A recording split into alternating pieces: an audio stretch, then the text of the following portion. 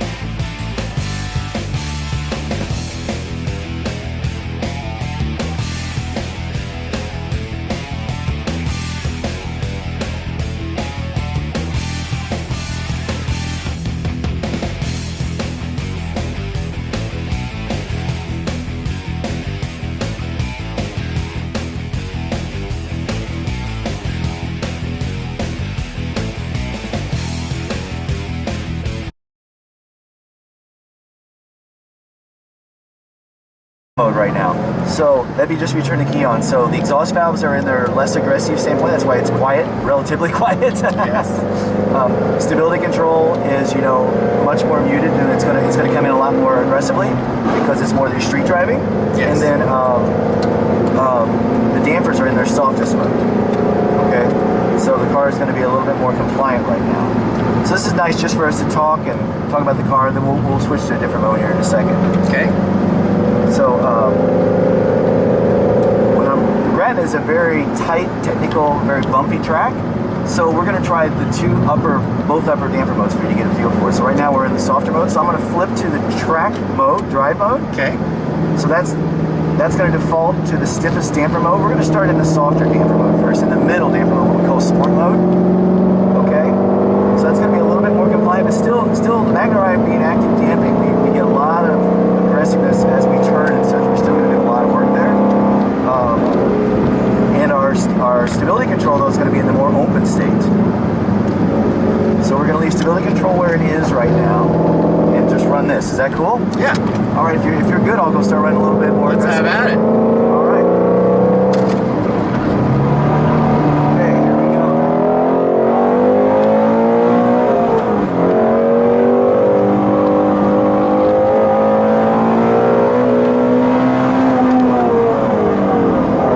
So compared to Mustang GT Performance back, you're asking, Yeah. immediately the power, right? We Yes. just got so much more power.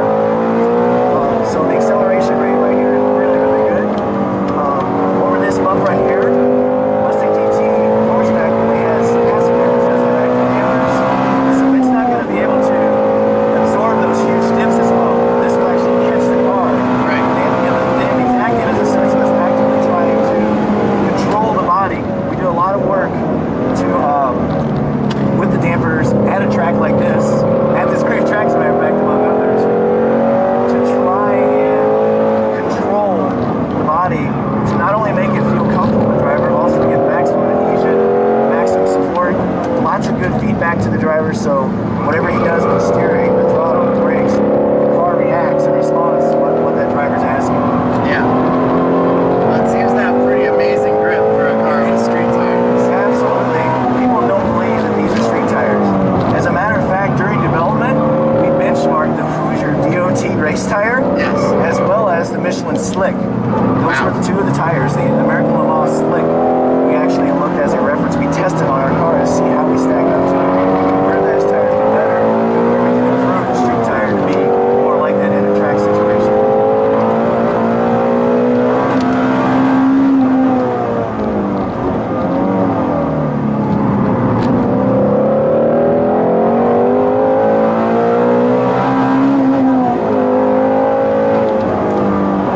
All right, so now let me switch damping modes. I'm going to switch to the stiffer dampers, and I'm also going to turn off the traction control only. Okay. So that was, you were getting a little assist on the last one. Yeah. So you can already already feel the car is a lot more stiff Yes.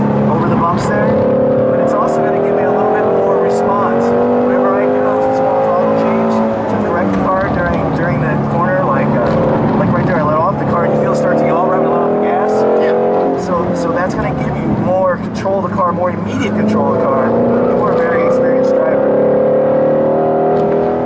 So to compare this to the Boss, the outgoing Boss 302, again, the Boss is not an active car, so it's not gonna be as good over these really, really aggressive bumps. Because Right. the idea is we have modes, so we can do the soft mode, the stiffer mode, and the really stiff track mode, right? Sure. So that's one of the big advantages of the active dampers.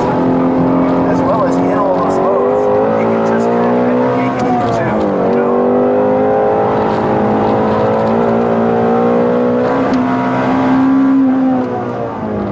It seems to be far more predictable as it transitions through the corner. Absolutely, it is. Having the independent rear suspension has just really woken up the Mustang, as you probably know from Yes. the tractors, right?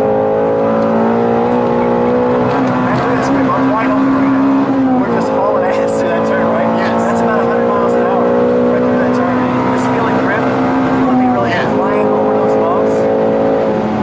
That's just unheard of, you know? And the old solid axle. braking seems pretty solid too.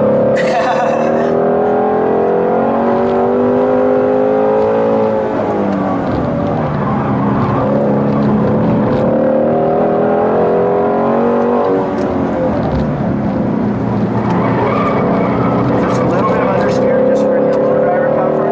Not a lot, right? You can feel the car is nice. You know, off the gas, there it goes, right? It's just almost flat through there.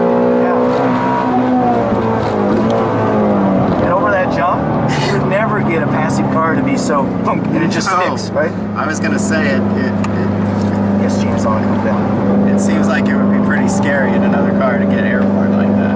Yeah, the old car, we would actually do it, the old GT500, I would actually get airborne, but the landing wasn't near as pretty, you know what I mean? Because Yes. you just didn't have that active damping to be able to say, okay, I'm coming into a big compression, I'm going to really crank it up and stiffen the car and absorb it. It's almost like, I equate it to an RC car. You know when you drop an RC car, it's like, boom. Yeah. This car will do the same thing. And Normally I would go a little faster if I were really trying to haul ass, and we'd get a lot more air, really land, and it's just like thunk.